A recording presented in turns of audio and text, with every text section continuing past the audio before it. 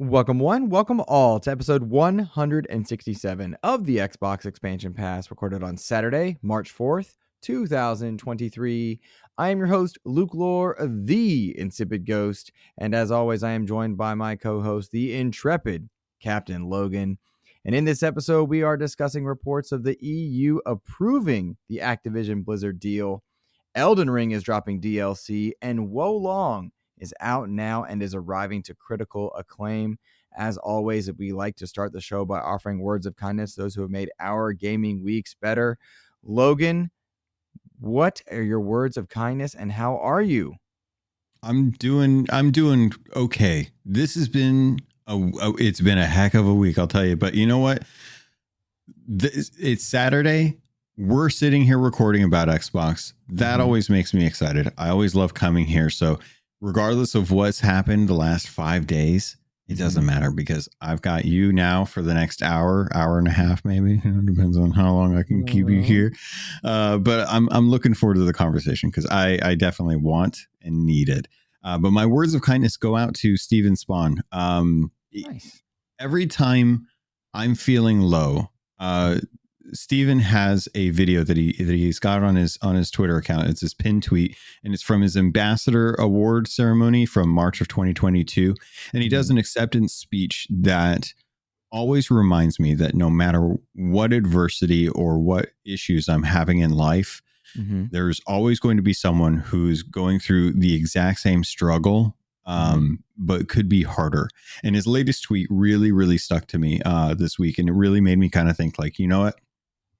I'm okay where I'm at right now. It's not my fault.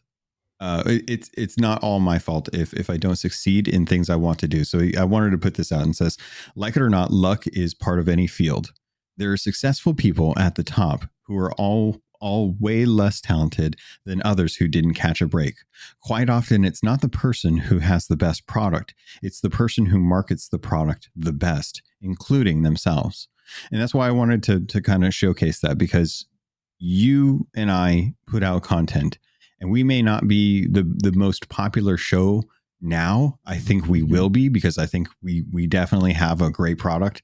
But I think it is true that marketing sometimes plays a bigger role into who's the bigger, flashier thing, regardless of what it is. So I want to thank Steven this week for reminding me that you can be making really, really amazing stuff and really touching a lot of hearts out there. And even if you're making a small footprint, it's still better than none, because at least you're still enriching someone's life. That's a really, really feel good thing. I, at the risk of being a little bit self-promotional, I had Steven Spawn on. I think he was the second or third guest to come on XP. Yeah. One of my favorites. When he was willing to come on, when I had no audience, like I had like 10 people that listened, that says a lot about someone's character. And that's really cool. Really, really cool. We should reach back out. And I'd love to. I would love to talk with him. He's got a fantastic community too. You know, he's got a really, really close knit group of people that are his moderators and stuff for his streams, and genuinely funny guy. Absolutely love his sense of humor on Twitter. That's a great call out. Absolutely someone to make you feel better. Because you and I have been having it was a rough week for both of us. It's kind of an ongoing rough thing. And when you have each other and then you have people like Steven there, that's a good one. So yeah, I've got that note down. We'll see about that one. That's cool, man. That's good. I'm glad he was able to brighten your week. Yeah, true luminary. And it was all passive too. It was just because of what he does on a regular basis. And I just happened, he's one of those people that I've got like pinned in my bookmarks. It's like, if I'm having a rough day, I go to Steven, because he always reminds me that it's okay to have rough days, and it's okay to recognize that. Yeah. In another rough week, I had 3 standout moments that just absolutely made my week better.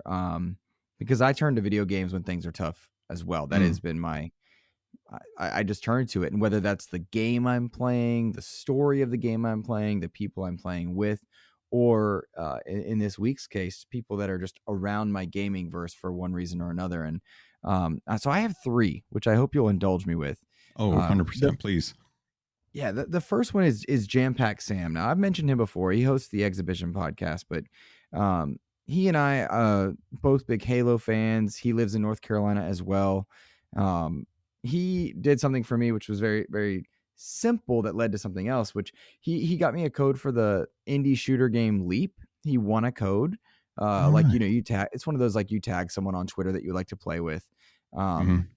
And he gave me that so I could check out that indie game, which is really neat to see an indie team trying to shoot above their weight and grab that one. But then Sam ended up joining our Discord, and we played Outriders together. He joined that conversation, which a lot of us are talking about Outriders and playing Outriders this weekend, which, who would have thought Outriders, right? Yeah. I found some old Worldslayer codes and was able to give those to a few people. And it was just cool, right? Like Sam was just there and he jumped in and he's enjoying a game that I'm enjoying. So that was a feel good. And then unbeknownst to him on a particularly rough day where I was helping some students through some really, really rough stuff. Red Beast, whose name is Adam, he sent me a message back on Patreon. And it turns out that Adam and his kids listened to XEP on the way to school on Monday. So I wanted to give them a shout out on Monday mornings when they're on the way to school. Shout out to Adam and his kiddos, because that no cooler thing can be that they listen to the show on the way to school and help brighten their day and whatnot. So shout out to them, because that was a great message to get. They'd been listening since 2021 when I was on Player One, which was really neat. Nice. Yeah. Yeah. And like I said, like this is a list of people that have just made my week during a tough time. And then Matt Valdez over on Twitter was cool enough. He said, "Hey, I can't get into the Patreon just yet, but here's a code for the Dead Space Digital Deluxe Edition for you to give away." Wow. So I'm giving that away over in our Discord, which is really, really cool. And like just the kindness of those three individuals just reminded me why gaming is so powerful and amazing. And so I'm just grateful for that and their kindness. That's just a cool win, I think. Yeah. Yeah. Those are fantastic moments. Just to, especially like Adam and his kids. Like I love getting those messages from folks. Funny enough, there's a person in my community named Adam as well. He reached out to me a long time ago, told me he does the same thing. And I was like, I showed the message to my wife and I was like, "Honey, look, is this so cool? It's so fantastic. I love hearing that. I love when folks have something fun to come to and they can share it with their kids, especially when it involves gaming, because it's like, they're getting into gaming then as well." Yeah, exactly. And that's kind of why I keep XCP family friendly, for that purpose. That's not to say that like I believe in that. Like I thoroughly enjoy not being that way in my private life with my buddies, Mr. Babbitt, you and such. But like the show, I like being able to be for everybody, Yeah. We there's late night Luke, and then there's XCP Luke. That's right. And that the tone on that came across here. Well, but I know what you mean though, and both are real. That's the thing that's so cool. It's like both are sincere and real. And I often talk with my friends that are in education. It's like I can be Mr. Lohr, I can be Luke, I can be like your friend, I can be your buddy, I can be the host, I can do and they're all real, they're all sincere. It's just a matter of which hat am I wearing at the time. Yeah. So yeah.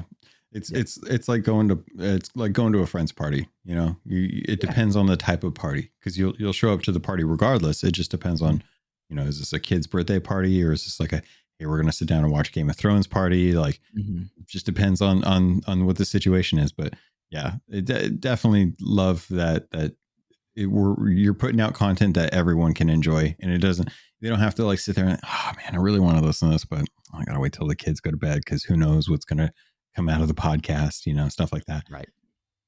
Right. Well, let's take a moment and give our Patreon members a shout out this week. I'm going to handle these because I want to read the voice this time. These shout outs go to our tier 2 and 3 members.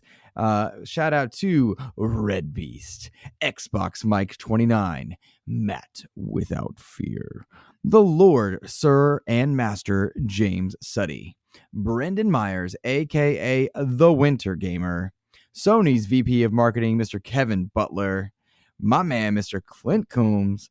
Of course, we've got DJ Hero and the man Dano12. Shout out to you guys. Thank you for supporting XEP at tier 2 or 3. And Logan, I have started a new show that will be debuting this week for tier 2 and 3 members called Creator Talk, where I bring creators on from around the community that will be debuting. First episode is set to have Mr. Boomstick XL. But then we've got PTK Blam, Fame 2K, K Asante is coming on. But in general, it's just going to be a topical show talking about any random gaming specific topic with another content creator. First up, we're going to be talking about the quality of games in Game Pass. Stoked for that one. And then tier 3 members, everybody got to experience the Xbox wrap up. But our next episode will be tier 3 members as well. I'm so proud and appreciative of that gaming community we're creating. Yeah. Although I think they almost canceled us with our first XEP episode. They did. I mean, and I stand by it. Halo Combat Evolved is the worst of the Halos. So I do not feel bad. You guys can go check out that episode on Patreon if you like, but that was the worst one for sure. I will riot, or I almost rioted, guys, when I heard Logan's his worst one. Oh my gosh, couldn't believe it. All right, but that is a different show. We've got a lot of very real news this week, Logan, which was exciting because it wasn't BS Activision stuff. It wasn't console sniping. It wasn't silliness involved. Right. Very real news with Activision Blizzard, and I'm excited by it for a couple reasons. It led to a great question from Todd Oxtra, but in general, just practical relevant stuff here. Activision's deal looks like it's going to pass through the EU. It looks like those last minute signatures from Nvidia and Nintendo, the ones we discussed last week, where Xbox said essentially that the majority of the content would still be multi-platform and available in other places. That eased a lot of the potential monopoly concerns, and that is pretty big, all things considered, because the two major hurdles to get over are the FTC in the United States and the EU's commission on antitrust laws and such. So I was really happy to see that Activision deal is going to go through, because what it means is we can stop talking about conjecture. That's exciting. But yeah, to bring games in perpetuity to Nvidia's cloud streaming, awesome. To bring things to Nintendo, absolutely fine with that. I want more people playing great games. This is good news. It sounds like, based on this news, they're not going to have to split off anything. Like Call of Duty wouldn't have to be sold off and that be its own thing. It looks like they're going to get the whole thing overall. This is based on reports out of Reuters, which have been right about everything so far that they've said. So take that, grain of salt, but also acknowledging that the source has been very reliable thus far. Looks like that's good news, I would say. Yeah, it's nice to hear, because it's what Xbox has been saying. It's what Phil Spencer was saying, that he was just on Xbox On with Charlie, who was kind of, I met her. She's amazing. Oh yeah, she does a fantastic job. She's a great host. She was talking to him, and again came right back to, they want to have Call of Duty available to as many people as possible. The deals that they signed solidified that, and it really did kind of, it was a good faith gesture to the EU regulator, saying like, hey, we are serious. We are legally willing to say that for the next 10 years, which is an entire console generation for sure, that they are willing to bring Call of Duty. And that's just a 10-year deal that they're for sure going to do. They'll probably keep doing it afterwards too, because they'll probably see that it'll draw a lot of people to that game through those consoles, through those ecosystems and stuff. And it really does kind of say like, hey, this is just one of those things that is going to be extremely damaging to Sony's revenue, that they don't have an answer for this. And they're concerned that they're going to lose a lot of those exclusivity deals with Call of Duty that they've had marketing, deals out for a long, long time. And I'm really glad to hear, I don't know if we're going to dive into it, but I'm really glad to hear that that the FTC, the judges are saying like, hey, Microsoft is allowed to get the documents disclosing the information of the exclusivity deals that Sony has been using to try and keep games off of Game Pass. Yeah, so what Logan's alluding to is that a U.S. judge has granted permission for Microsoft to see those documents. It's part of a process called discovery that essentially says, Sony's been making third-party deals, and Xbox is now going to have access to see what those deals are as far back as 2019. Now, in some ways, that's a lot of documents to see, and others, like there's certainly more that they're not going to have access to. But I think this is going to be really telling to see, Sony has been by far the market leader for any number of metrics at this point, and they've done a great job at bringing exclusive content to their platform by way of third parties and third-party deals, whether it be special strikes in Destiny, special characters in games like Marvel's Avengers, just bringing perks in general to Call of Duty fans. And as Sony has done this, what is it that they are offering companies that Xbox has not? Xbox has gotten a lot of insight into Sony by way of releasing games onto their platform. Phil Spencer in that same interview has talked about how they've been good stewards of Minecraft, how they've been willing to put out a lot of their games onto the PC space and letting Sony games come to Xbox Game Pass and MLB The Show. And so there's a lot of getting to see behind the scenes for how each other operates. But this new discovery bit is going to let Microsoft realize what it is Sony's doing that they are not, because for all intents and purposes, from the outside looking in, it has felt like Microsoft has been either beaten to the punch or offered deals that have been turned down for reasons we can't figure out from third-party distributors. And so I'm anxious to see what this brings to light, if anything. No, I don't think there's any type of conspiracy. No, I don't think the words exposed should be in all caps on a thumbnail. But I would like to see more competition between the two, because I love games and competition makes the best of gamers. And one thing this Activision Blizzard deal has shown consistently is that while we might feel it is the two console makers, PlayStation and Microsoft, that are competing head to head, it's very much been a skewed battle, and PlayStation's been far ahead, not just in terms of sales of units, but in general of market share. And so I'm anxious to see what comes of that. There's a lot of cool things that could come from this. And I wonder, Logan, if when all is said and done, Microsoft was proposing, hey, we'll put Call of Duty there for 10 years. Hey, we'll give you this, we'll give you that. It could be that a deal doesn't need to happen, and Microsoft then gets to do whatever they want, and Sony misses out on more incentives that they could have had because they tried to play hardball. I don't know. Not a lawyer, not a doctor. I don't actually care, truth be told. I just want to play. But it sounds like Sony might come out worse than they would have had they just signed the deals. Yeah. And, I was thinking about it because the year 2019 stuck out in my mind. And I remembered that 2019 was the year that Sony got Survival Spec Ops for a year-long exclusivity for Call of Duty Modern Warfare, the first reboot of Modern Warfare, which was a huge hit after Black Ops 3, when everyone was looking forward to like Warzone and having a proper thing. So they couldn't get like Warzone lockdown, but they did have like an entire mode lockdown on their console for an entire year. So those details will soon probably be made public with, redactions, but I think this is really going to show a lot of the regulators who are concerned about Sony's statements being valid.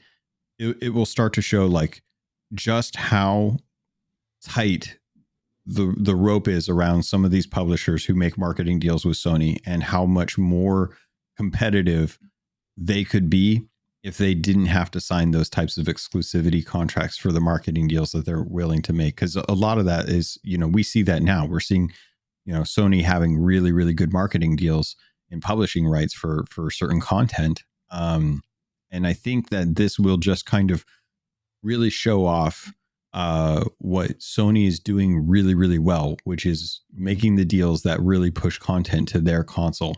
And Microsoft has always tried to, play nice and try and, make sure that content is available everywhere. Like if you talk to anyone who was a console fan for Sony and loved Bethesda games, the outcries of Bethesda, a company that was bought and paid by Microsoft, for them putting exclusive content on Xbox, was really like any new projects that come to from Bethesda, any new franchises are going to be Xbox exclusive, and that really upset a lot of Sony fans of Bethesda. And it's like, I can understand that. I would feel the same way if Destiny 2 went completely exclusive to Sony. I would lose access to all of my expansions. So it would be a really rough gig there. But it's going to, I'm glad this is like starting to push forward. We're coming down to the last few months. It'll be really interesting to see what happens over the next month, because I think there's going to be a lot of hearings and a lot of information that gets put out.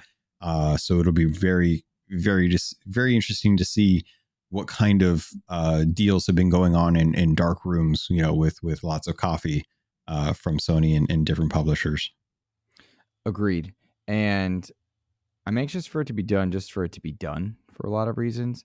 But I want to know, like, was it something so extreme as if you if you give exclusive content to Xbox, we're not going to publish you on PlayStation, or we're not going to give you this or that? Was it something that extreme and that silly, or was it just a matter of, no, we're just going to give you more money to put Final Fantasy over here?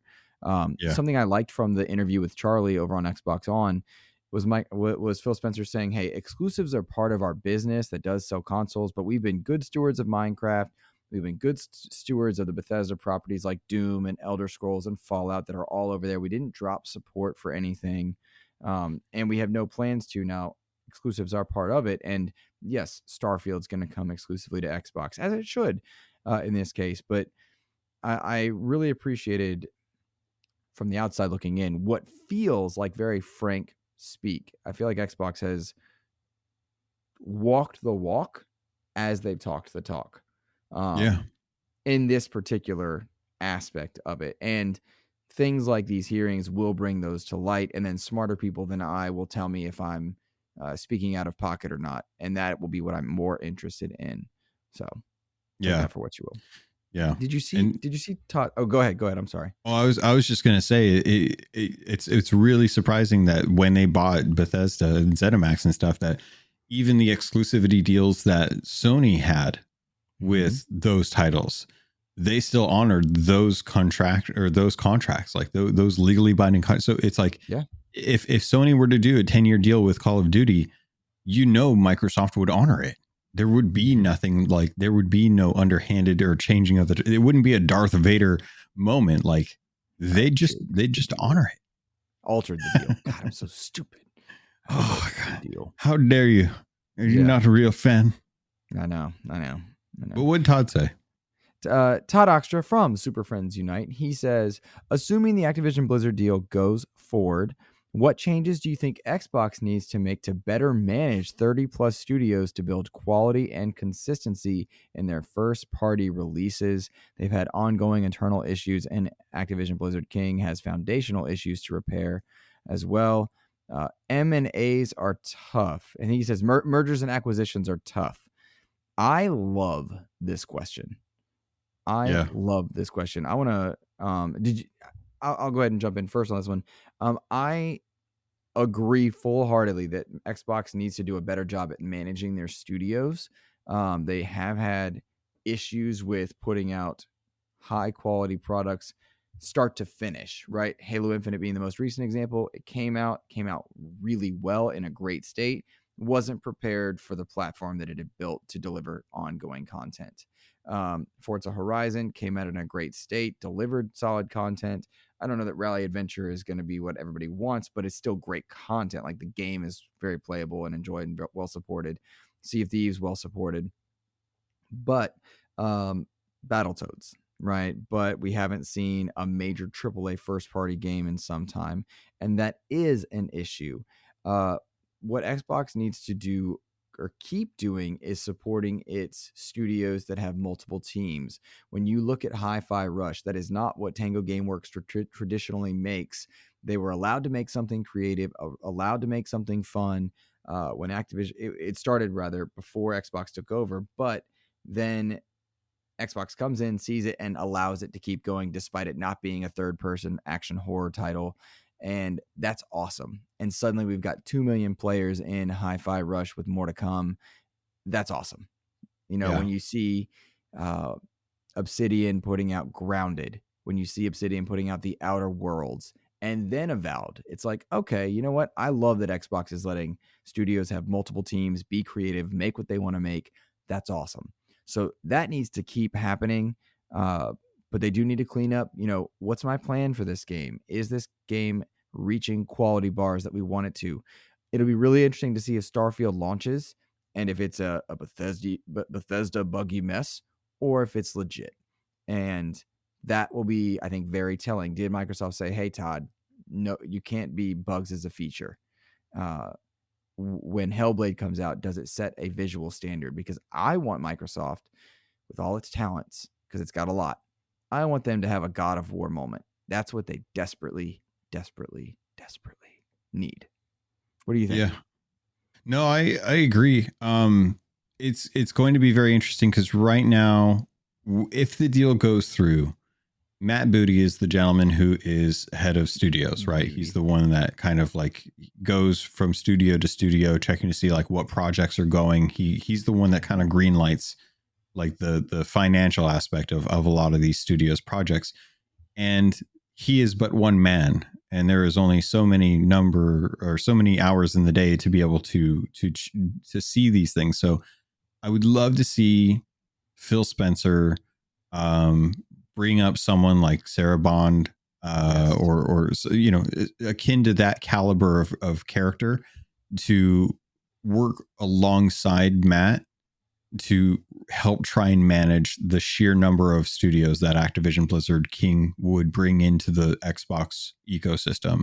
And I think Matt does a great job of seeing potential, especially with projects that are smaller in scope. It's easier. It's the bigger ones that tend to really need a lot of attention that I think get trusted to the studio heads to kind of, show run those. And everything kind of starts off as a small title.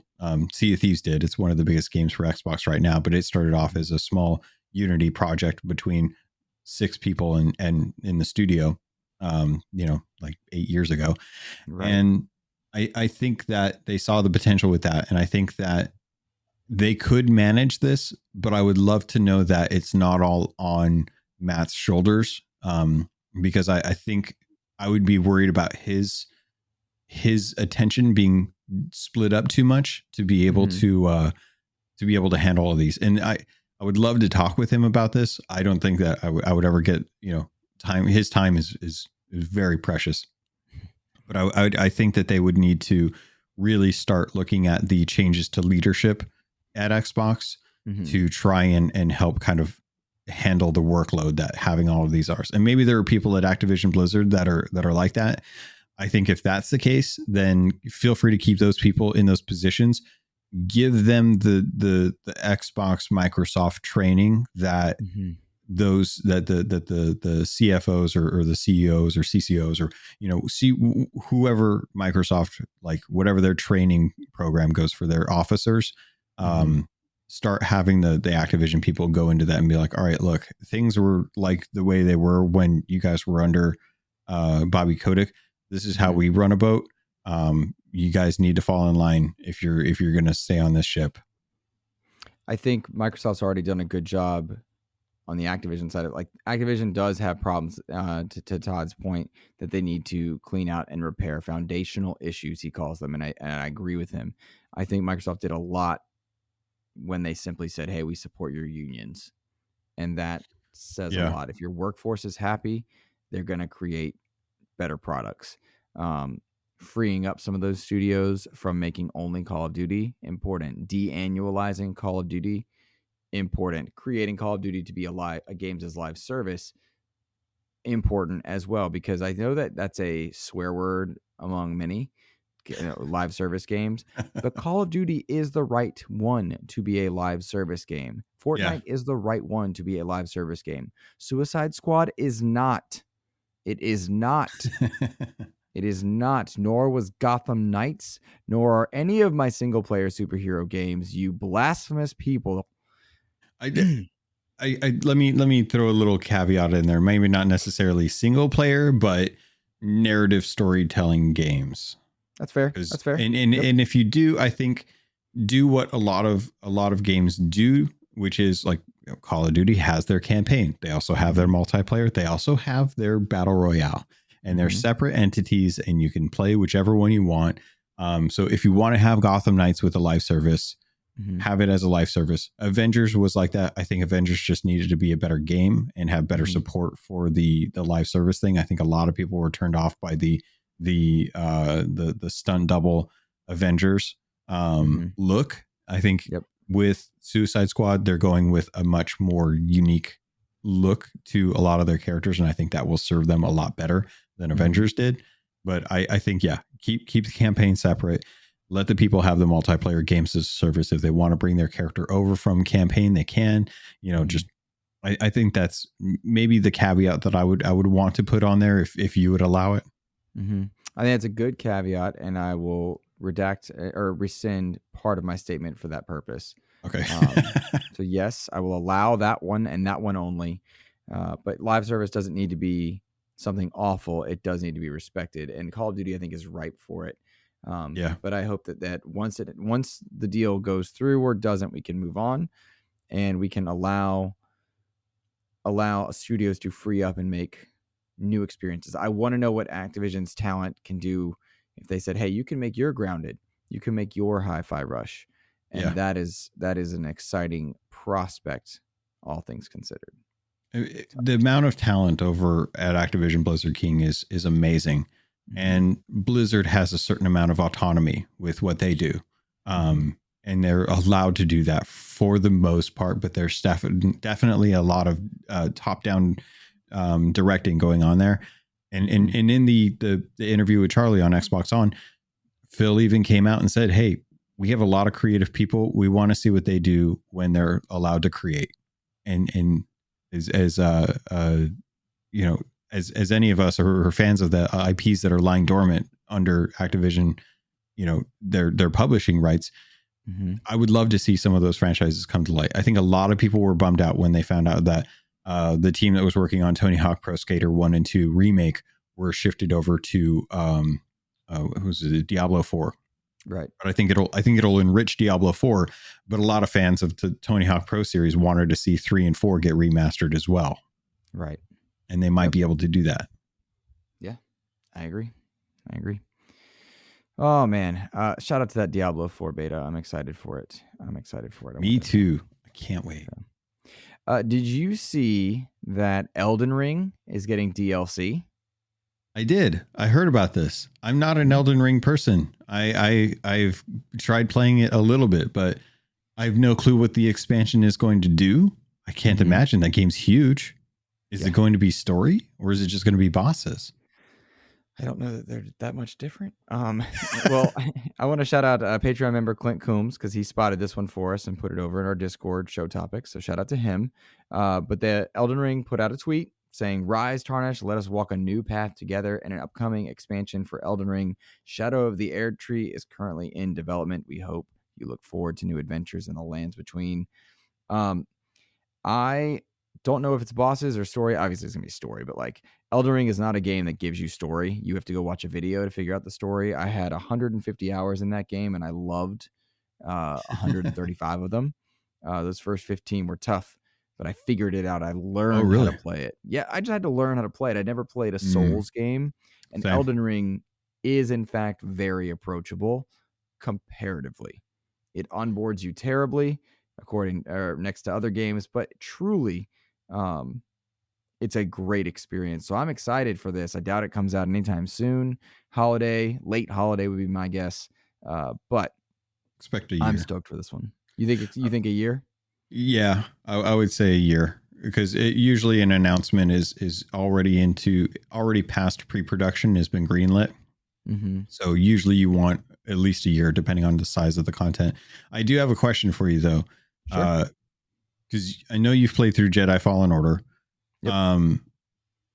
Is because okay, I'm within the first 15 hours, and you said that it took you about 15 hours to get accustomed or acquainted with the systems. Playing Jedi Fallen Order, how similar does it feel to Elden Ring as far as combat goes?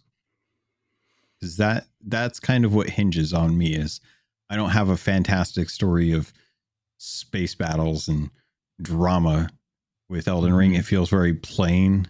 It feels like I'm just running around Hyrule Field killing stuff without any real direction. And it's like I need the Zelda to the fetch quest. Like I have to go rescue the princess. And I just want to know if the combat's worth it like it is in Jedi Fallen Order, or if I'm going to have to find my own fun.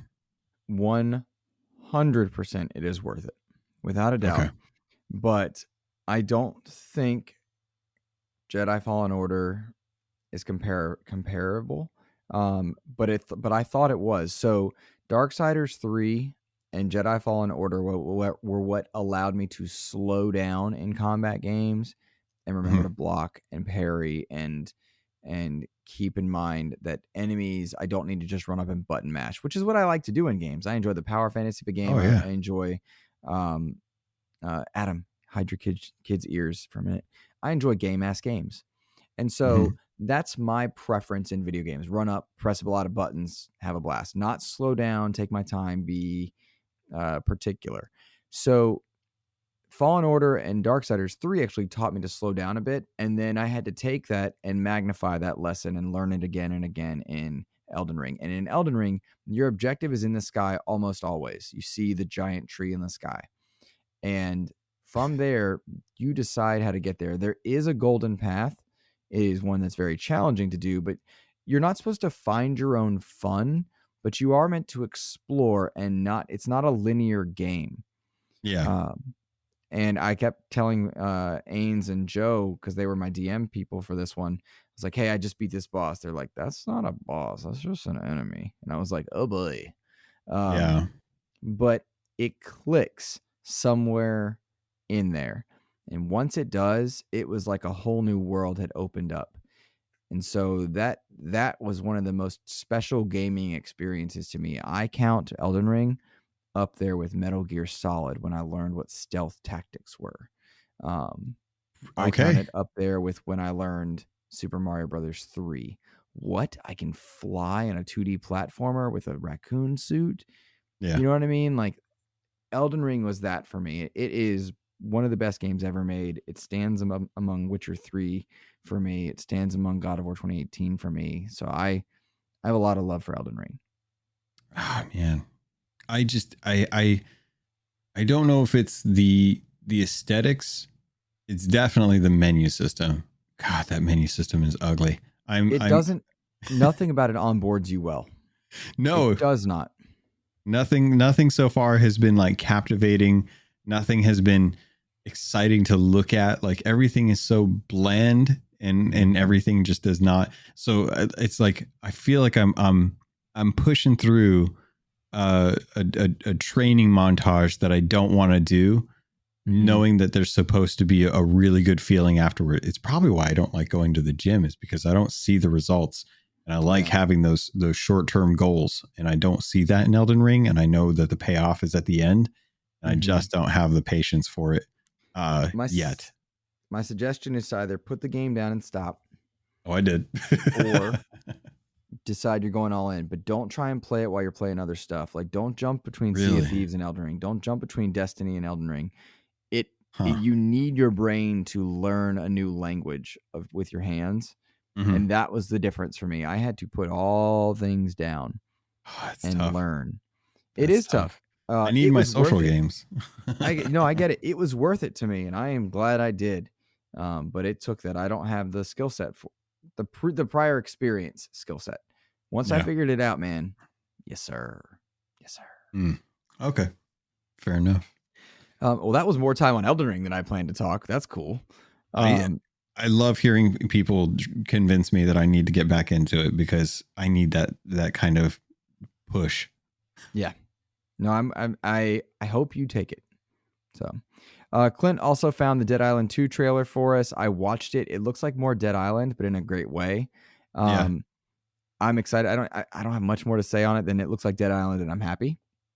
It looks like it is a step up as far as what you would expect in 2023 for a Dead Island game. And honestly, the first game worked really well. They came out with an expansion. So if they're going to just bring up the graphics, add new systems, the ability card system looks good too. It's straightforward enough, which I appreciate, especially in a zombie game. I don't need to worry about points. I don't need to worry about gear score. Just give me abilities that enhance the stuff that I can do. Mm-hmm. So looks good. I'm very interested to jump into that if that's coming out on Game Pass. That would be fantastic. Yep. Agree. We had the Dying Light people on, and that's not the same group, but that's one that I want to have. I want to have Dead Island 2 people on for sure. I'm working on that at the moment. We'll see. You never know. Like when it comes to that stuff, when I tell you guys working on an interview, it's scheduling, it's time, it's time zones, it's a lot of things. And sometimes they just don't. Sometimes it's a matter of audience. Like, are we big enough to justify stopping development of something? It's all basic normal realities, but I'm working on that one, guys. Wo Long has come out, Logan. Wo Long Fallen Dynasty, just kind of in that same realm of Elden Ring. I didn't get past the character creator just because of time purposes, not because of anything else. I know a couple of our Discord members are jumping in to play it. I want to jump in to play it. I heard though that it's more like Sekiro than it is Elden Ring, and that kind of dissuades me. So I'm going to try it, but it might be one of those things where I thought I was going to play it a lot, Atomic Heart, and timing, real world, playing with my friends just didn't allow that. We'll see. Yeah. But I do want to say Wo Long, 9.5, 9, 9, 9, 89, 8.8, 8.5, 8.5, 8, 8, 4 out of 5, 3 out of 5. Crushed it over in the critical review category. This is a day one Game Pass game. That's cool. It's really cool to see like the first few months of Xbox just putting out really good games on Game Pass. Mm-hmm. It's like it's not the big franchises that we always hope for when we think of like Xbox first party, but dude, day one Game Pass is hard to beat when you're not sure about what the game is. And when you're seeing games that are coming out in the 8 and 9 range on Game Pass, it's like, that's value. That's really good value. Yeah. No, I haven't jumped into this. I don't know that I will, just because I'm still, I put Hogwarts on pause for Destiny 2 Lightfall. And, when I get done with the majority of what I need to do in Destiny 2 Lightfall, which I'm pretty much there, I'm probably going to be going back to finish up Hogwarts, and then I'll probably get a chance to jump into this. But I've also got Hi-Fi Rush that I want to finish as well too. Yeah, Hi-Fi Rush hit 2 million players. That's super cool to see. I know, that's cool. Okay, Logan, I'm gonna give you a timer. Oh no! If you want to talk about Destiny Lightfall, you got a minute and a half. A minute and a half. So yeah, I've been playing Destiny 2 Lightfall. I will say this is not the Witch Queen's successor that I was hoping it would be. The atmosphere is really cool, but the characters, the campaign itself is an 80s action movie. It really is. It's got an old guy and a young guy, and the young guy's a rookie, and the old guy is on his way to retirement, and it's just not compelling. As far as story goes, compared to what we got with Witch Queen, which was amazing. What I will say is Bungie has put in a lot of quality of life features to the game that have just absolutely made gear building enjoyable. We've got so much changes that's come to it, and the new strand ability is great when you can find out what you want from it and build it out. They unlocked all the stuff that you want to be able to play around with the tools that they had kind of locked away for time gating reasons, but they came out and unlocked those, and now you can do full strand builds, and it's a lot better than it originally felt like. But man, did they lean heavy into the 80s trope with Lightfall. And I was kind of hoping to get a little meatier of a story compared to what we had, but gameplay is still fantastic. Gameplay is still top-notch shooter. Yeah. Okay. First of all, you did that quite well. You hit a minute and a half quite well. You were very, very much within there. So I'm impressed. Are you having fun? Oh yeah, dude. No, the game is still really, really fun. It's just when you have something as big and meaty and fantastic as the Witch Queen story with a villain that is just like, oh my God, this is the complex villain I want. I love the better the villain, the better written the villain, the better the game is or the story is always going to be. The villain in Lightfall campaign is Garbo. It's Callus. It's a really shoddy Callus. A lot of the missions in the campaign feel abnormally harder than they should be compared to the rest of the content on legendary mode. I still managed to solo all of it, but it was definitely a big test as far as like skill goes. Everyone always asks, is now a good time to jump into Destiny 2? There's never a good time to jump into Destiny 2, but if you have a Sherpa who can kind of explain where to go and what to do, then that's a great way to start picking up Destiny 2. What I will say though is the campaign is a good way to onboard you to the new stuff that's going on with the Destiny expansion. So like anytime anyone would want to jump into Destiny 2 before Lightfall, I would tell them pick up Witch Queen, play through Witch Queen. The campaign will get you into Destiny with a guide. And then afterwards, let me know. We'll talk about like public events, strikes, all that stuff. We'll get you onboarded that way. But it's a really deep game, and it took me years with the help of Sherpas to get to the point where I feel fluent to be able to explain it to others. So with the gameplay, my God, you can't play a game like this as a game as a service, in my opinion, and get the feel of being able to have like the gunplay is just spot. Bungie does gunplay better than anyone else. I don't care who you talk to. They do gunplay better than anyone else. It feels satisfying to kill in that game. And yeah, it's what keeps coming. It's what keeps bringing me back. Even if the story's not that great, even if the story is okay, I still come back just because it's fun to run through dungeons and strikes in that game. So kind of piggybacking on our Elden Ring conversation with what you're saying about Destiny, Ellery wrote in over on Patreon, and she said, do either of you have a rule of thumb for how long to put into a game before deciding it's not for you, or perhaps not just worth your time? The conundrum I have is that there are so many games out there that I want to try or play, but I have a finite amount of time. But by not giving the game some time, am I missing out on that awesome experience? This is where I think about Destiny. Who is to say? But if probability has anything to say about it, the answer would be a number greater than 0. Oh man. So how do you have a rule of thumb for how long you'll play something before you decide it's not worth your time? And how long do you think somebody has to play Destiny before you're like, nope, not for me? I do. I typically do. If it's a game that's not something that's in my wheelhouse, something that I wouldn't normally play, like a JRPG or I can't think of what the Fire Emblem games are called, but the tactics games, like where it's a kind of paper rock scissors, sports games, things like that, indies, those types of games. Generally, I give a couple hours of time to sit down. Like same thing with Atomic Heart. Atomic Heart, I gave a solid 2 hours to see how I felt about it. I got a good feel within the first couple hours.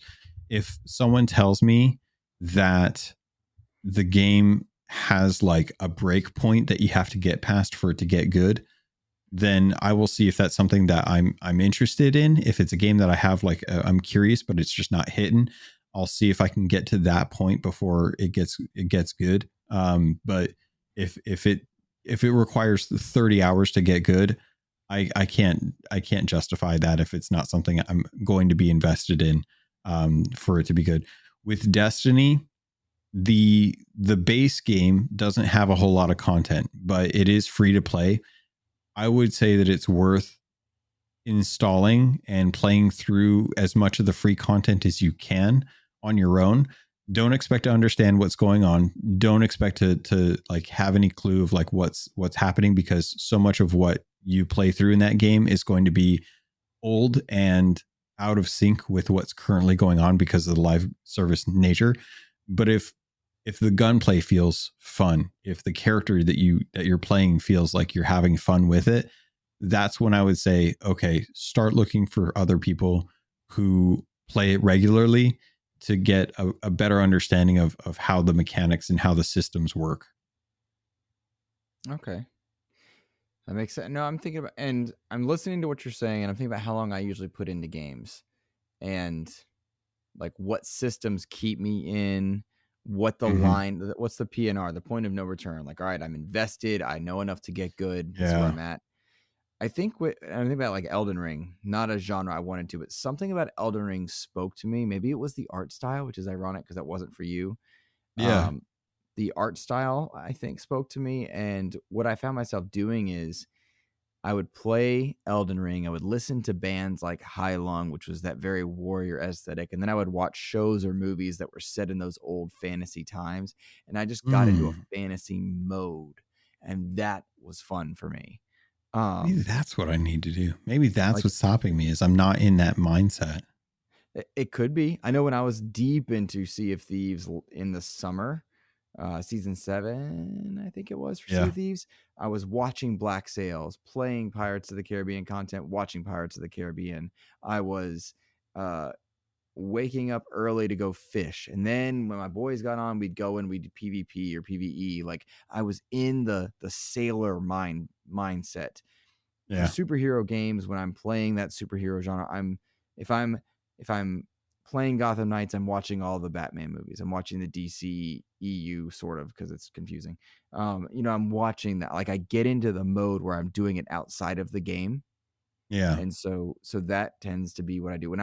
Here's a good one. When I just recently did all my Sonic games, I was watching the Sonic movies and shows on my tablet while I was playing, like, yeah. So that once I get into the mindset of a game, then I'm in.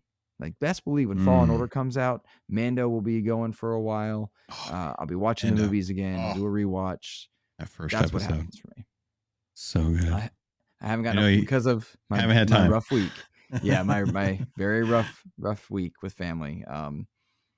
It's been tough. So we have not watched latest Last of Us or Mando or anything, but we're going to. But like, when you're dealing with someone that's gonna pass away, it's like, oh, once this happens, then we can go and we got light at the end of the tunnel. So we're looking to all these shows and things that we're gonna play. So that's something. That's too funny. Yeah, for sure. Do you so you don't really have like an hours number that you go off of? Not even for indies? No, I actually play, because I play a ton of indies. Anybody's welcome to go look at my achievement list, whether it's like 10 achievement score or more. Like, InsipidGhost is my gamer tag. And you can see I play a lot of games that are just small and silly, and I'll go in and play like Rise of the Fox Hero. $5 game made by one guy so they can play with his kids. No real story to speak of. It's just a little platformer. You're playing as a cute fox, enjoying that. You know what I mean? Like, I'll spend $5 and go play that game. Or I got a code for a game called Swordship. I'm learning that game. That's a game where I have to learn the language of the game. I'm playing Swordship right now. It's interesting. That sounds interesting. Who gets back into Outriders at this point in time? Me. Why? Just, I like playing games. Asante called me a grazer of games, and that's true. I go in hard on a few, and then I graze on a lot. So, I mean, that is the beauty of Game Pass right there, right? Yeah. You have tons of access. You can stream the game if you don't want to install it. If you have to worry about the time to download, I don't know about you, but I tend to use the mobile app to do my installs. So like, if there's something that I'm looking forward to, I'll usually go and like install it on one of my two Xboxes to like have it ready to go. And I do a lot of managing on that way, but I mean, Game Pass is fantastic for being able to dip in and out of different games from time to time. I am looking at your profile here. I would like a little bit of an explanation on what Leisure Suit Larry is. Oh, shut up! I have not played Leisure Suit Larry. Sorry, I had the opportunity. I knew you would. Yeah. You threw me all off there. I know I messed it. I will say, like, you're talking about Outriders, and I know I kind of poo-poo Outriders in our private chats and stuff. Outriders still, if that game was pulled up from like a 7 to 8 for me, I would be hard into Outriders because I love how metal it is. I love how they've dedicated, like they just do expansions. They don't do live as a service. It plays like a live as a service game. It has the gear score like a Destiny and stuff. It's just a step right below Destiny for me. And it just doesn't feel quite as satisfying to play, but it is still a pretty good game. So I don't blame you for going back into Outriders. It's fun. And I very much want to play more. I know Kevin's doing it. Jampack Sam's doing it. I think Clint might be doing it. I like Outriders. But it's, you know how Destiny is like this big investment? I feel like Outriders is one we'll play for like 2-3 weeks and then chill with. You know what I mean? And have gotten our money's worth, had our times worth, played together, had fun, and then be done with. Or put down and then come back to later because season 3 of Halo is here. But like, that's cool for me. I'm okay with that, you know? Yeah. That is actually a really strong positive for Outriders, is that it is easy to pick up and put down because it's not a live service. There's no FOMO. You just go back to it whenever you want. Gotcha. I agree. Yep. All right, let's get to some listener questions. We had a lot of listener questions. We've worked a few into the show already, but we got a lot here. This one came in from Twitter. From Stubbs Gaming over on Twitter. He's a host at the Plastic Platforms podcast. He says, Luke, as you are a Gears of War fan like myself, what would you like for the future of Gears of War? A Forge-like builder of maps and horde mode, but far better than what we experienced with the failed escape mode map builder. Okay, so I don't think Forge or anything like it is important for Gears. I don't think that's something that Gears needs to do. In fact, I think sometimes when first parties rely on communities to build things, that's not a good move for that game. But as far as good for Gears, I would love to see a Gears spin-off that you're playing very much alone, almost like a survival game, a survival horror game where you're moving through Sarah. Take it back to when it was locusts and they're coming up out of the ground, not the swarm, and you're having to survive. You're having to scavenge weapons and you're on low ammo and you've got sniper rifles, you've got melee weapons, and you're having to move through Sarah to get back to a certain place or to rescue someone. I think that'd be really cool. Think Resident Evil, Gears of War, and my mind's blanking on another kind of factor it in there, but like an open world survival game would be really cool for Gears. I'd also love to see a first person shooter version of Gears where you are playing as like a special operations team, the Onyx Guard maybe, or a spinoff of it, and you're using special weapons that we've not gotten to use before that only Spec Ops would have access to. That'd be really, really cool. I think Gears has a lot of unexplored territory, and they've done a lot of just third person heavy slam into the protective area pop and stop shooters. I want to see something different for Gears. That isn't in Gear, like Gears 6. I want to be traditional Gears, but I want spin-offs to freshen the franchise. What do you think, Logan? That's really tough, honestly. Like, I'm sitting here racking my brain of the type of games that I like, that I would like to see from a Gears of War. And to be honest, I really just want to, I don't know, because I still haven't been able to get through 4 or 5. Like, those are still on my backlog. and I've watched a lot of both games, and it's gone in a different direction.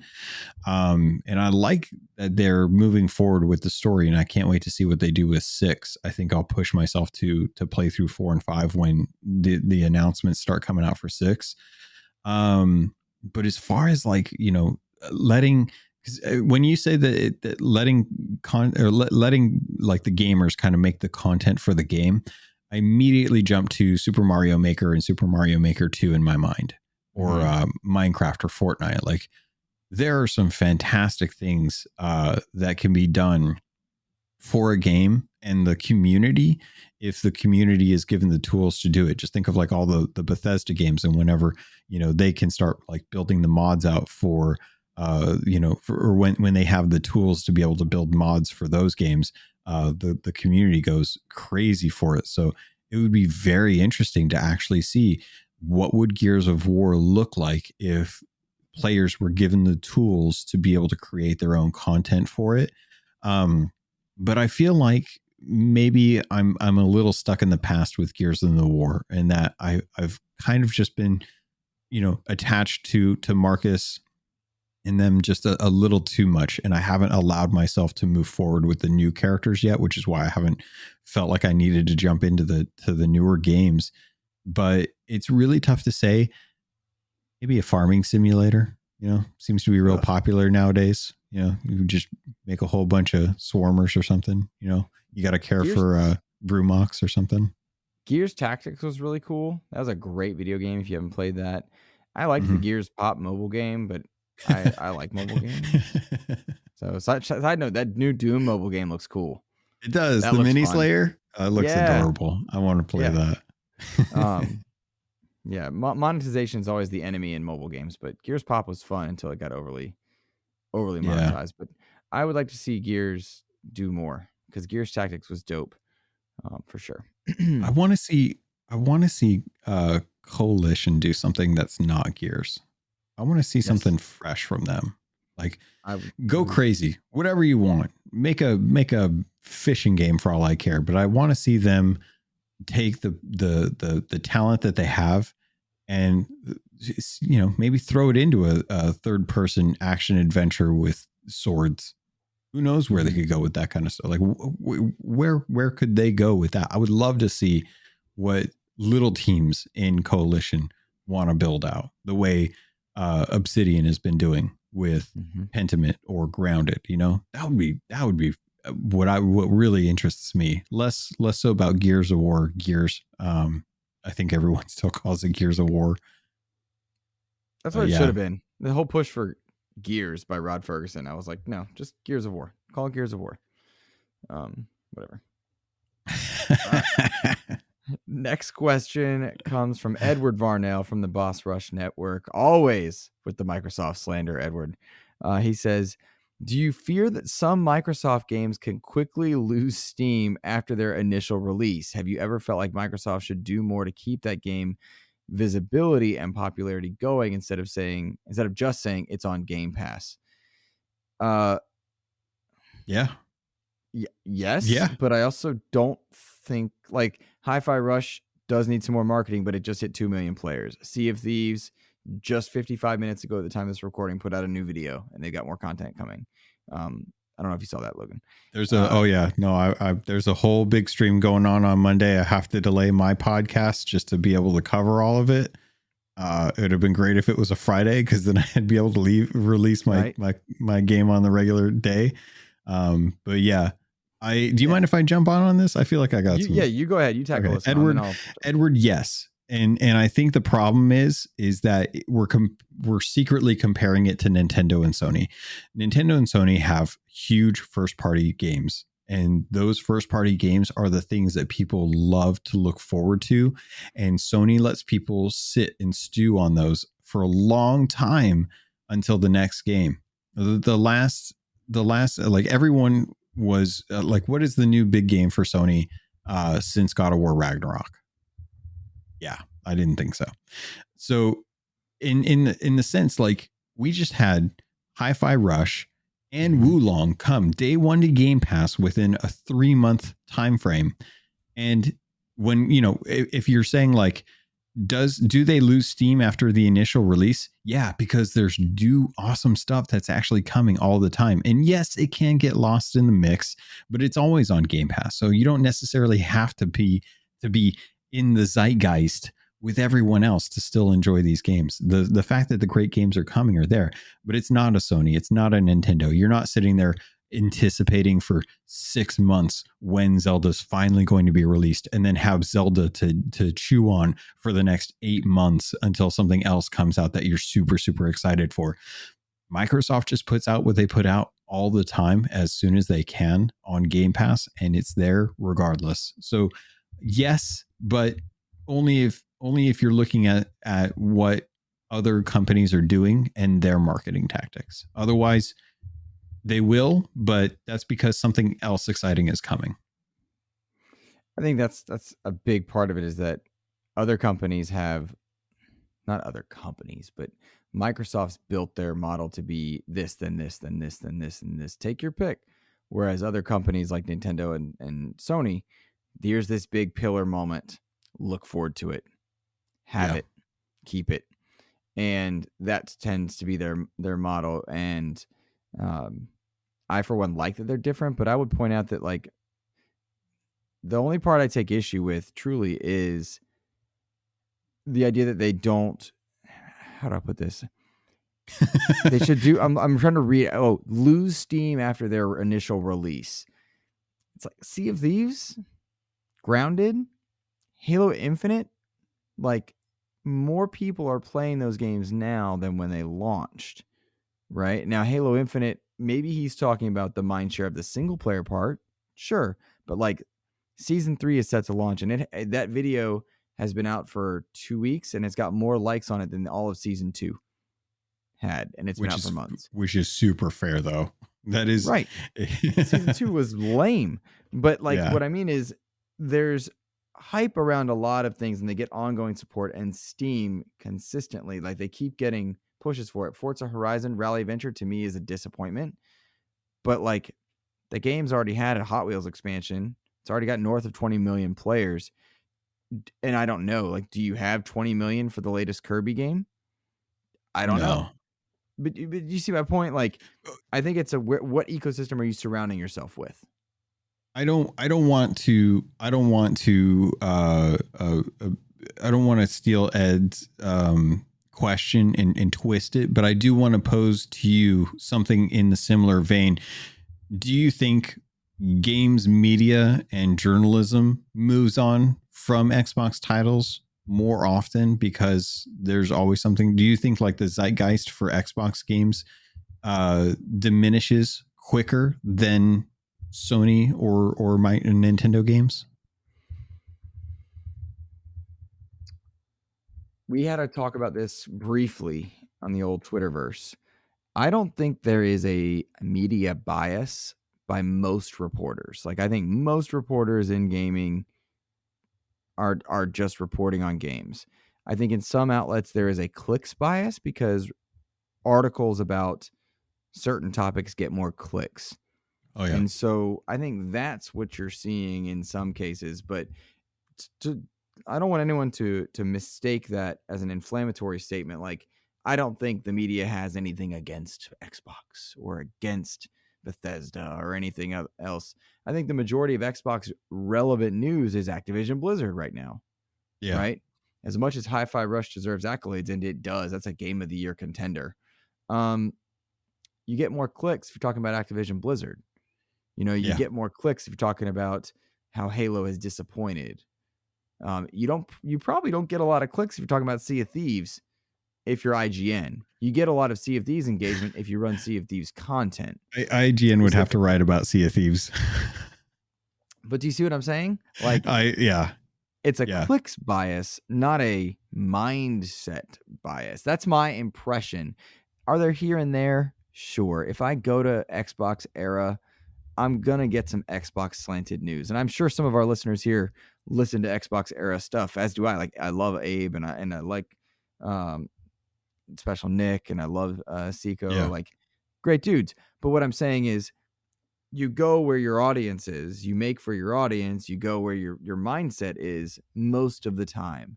most of the XEP listeners that are here every week know that we're not here to bash PlayStation.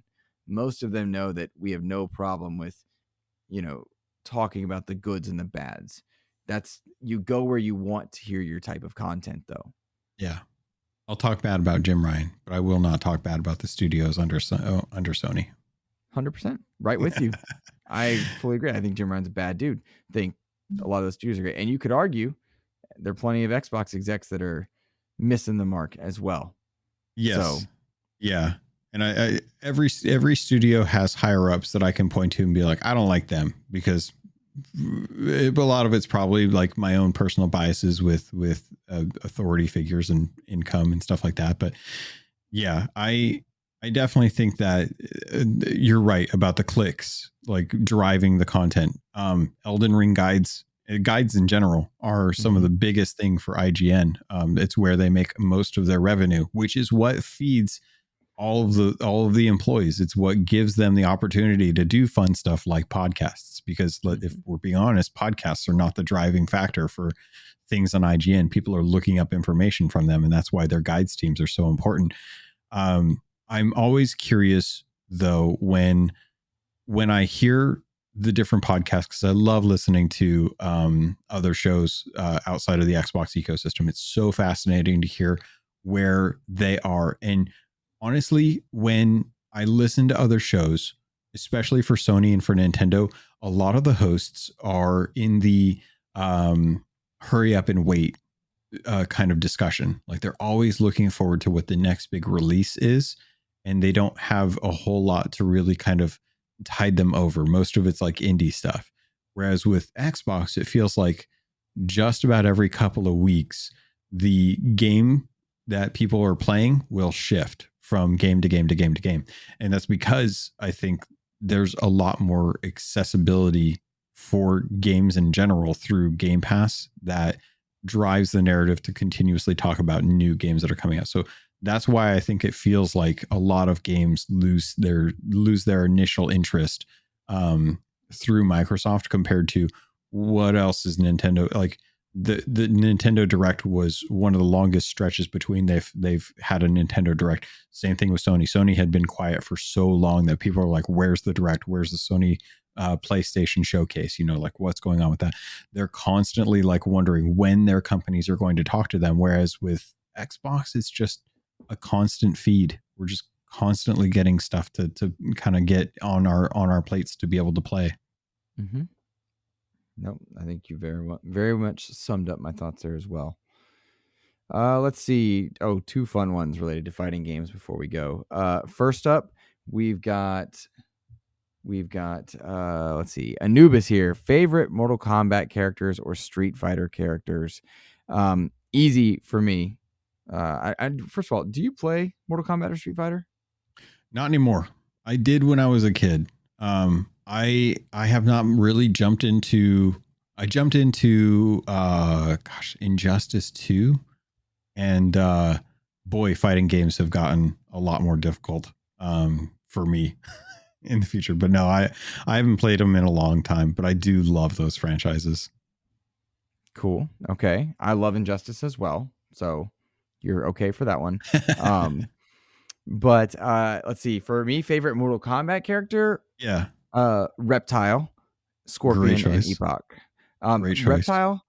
First of all, the ninjas are my favorite. I like they were just like several different color ninjas, because like Sub-Zero, Scorpion, Reptile, right, and Reptile, like green just look cool. I get Green Ranger vibes from him. But like in the movie Mortal Kombat, the first one where it goes Reptile, and that was great. That song started. Oh god, it was that's such a good. I love that movie, man. I know it's cheesy as hell, but damn, that's such a good video game movie, and the soundtrack is amazing. Such a good soundtrack. Friggin' love it. Love it. Okay, Mortal Kombat probably would have to be Baraka, and probably, I mean, Scorpion's kind of like the go-to, but I really do love Baraka. And oh dang it, I forgot her name. But she's it's the female Goro. What is her name? Shiva. Oh my god, I can't believe I forgot that. Yeah, Shiva and I'd say Baraka are like my two favorites.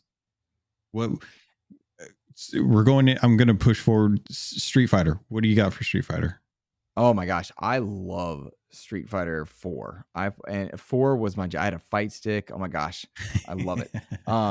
So Akuma, Ryu, Ken, easy. Nice. I don't remember some of the characters' names now because it's been so long. Yeah. But like Akuma was my jam. I loved Ryu. I loved Ken. I forget he's the boxer. He's not Sagat, but he's the other boxer, like kickboxer. Bison? No, the other kickboxer. But he has kickboxer. He has this really like Thai kickboxer. He has like this really cool like thing where you go up to the top of the screen and then you vertically cut a hypotenuse of a triangle with his kicks. Oh my gosh. What is his name? It's not Vega. It's like a Thai kickboxer. He's like smaller Sagat, crazy red hair. Yeah. Loved him. I can't think of his name. It's been too long since I played Street Fighter 4, but like, and then Ibuki. I loved Ibuki. Yeah. She was really cool. Yeah. I mastered almost every character in Street Fighter 4 back when I was playing with my fight stick. Yeah. Nice. I think Blanca and Vega are my two favorites. Blanca's infuriating. That I loved him. I love the bite that he does. It's just it cracks me up. Guile. Oh my god, Guile. Sonic Boom. He could Sonic Boom me any day. Yeah. Fantastic characters. I would love a Street Fighter movie. That would be dumb and it wouldn't have Raul Julia, but I would love to see like what a Street Fighter would be in 2023. That was a good question though. It is a good question. And it ties into our next one, which comes from Kevin Ainsworth. Shout out to him and Save Game Media. He says, Guilty Gear Strive has finally got a date for its release on Xbox and Game Pass. I feel like I briefly saw this. I didn't confirm it, but do either of you have any interest? And I'll say no, not specifically Guilty Gear. However, with MK12 set to release this year and Street Fighter, it's the year of fighting games. And like, can you imagine if Street Fighter came to Game Pass? Oh, I know. Dude, that would be, and Capcom has set precedent with Monster Hunter. So maybe not Resident Evil, but dude, bring it. Bring Street Fighter to Game Pass day one. That would be amazing. I got into Guilty Gear early 2000s with Guilty Gear XX, and I still think Soul and Faust are my two favorite characters there. I haven't played a Guilty Gear since, just because it was mostly like when I was playing on PS2 back then.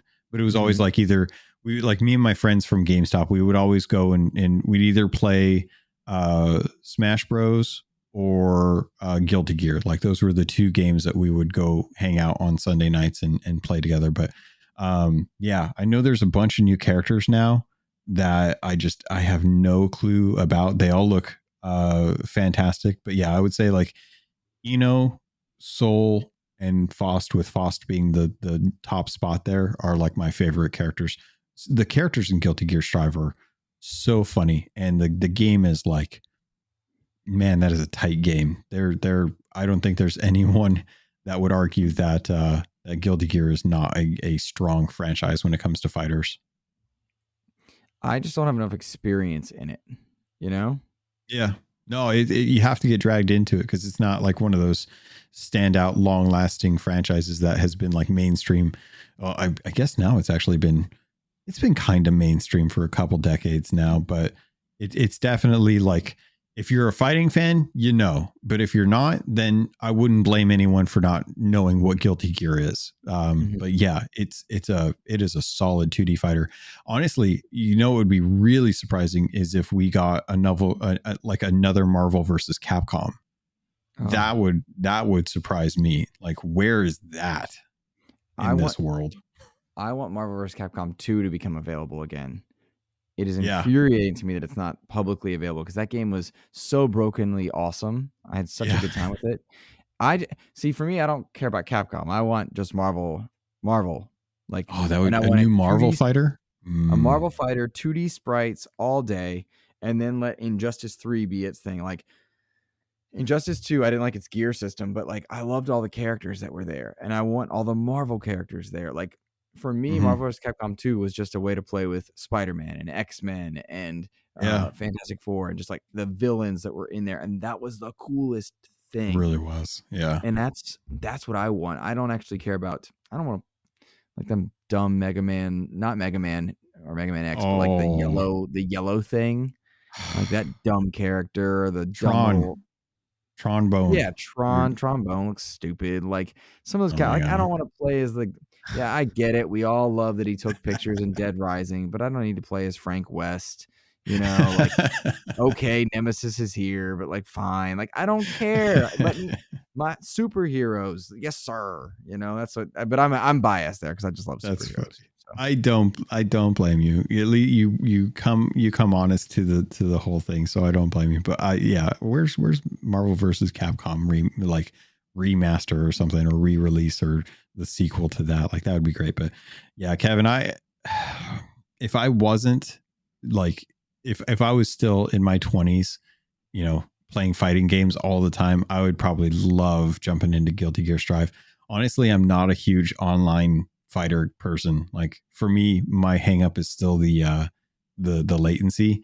I'm still too stuck in the time where I used to play with the person next to me, and that was, I don't know, that's an experience I don't think you can really replicate online.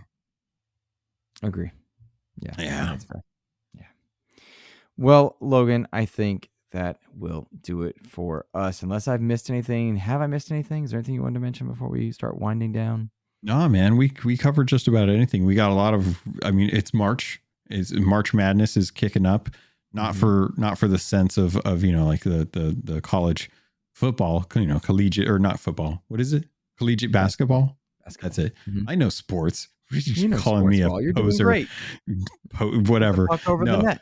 you put out a tweet that was covering like what March is like, and you've got like Wulong, Halo, Valheim, MLB, Forza. There's Sea of Thieves Season 9 coming. There's so many games that are coming out, and updates to games. And yeah, it's I do actually want to play Resident Evil 4 remastered, but me too. Yeah, I need to do the VR village. I need Lady Dimitrescu to be towering over me. I'm telling you, I'll make an exclusive Patreon tier for you to stream it. I'll be the only subscriber to it. I'll do it. I want to watch it.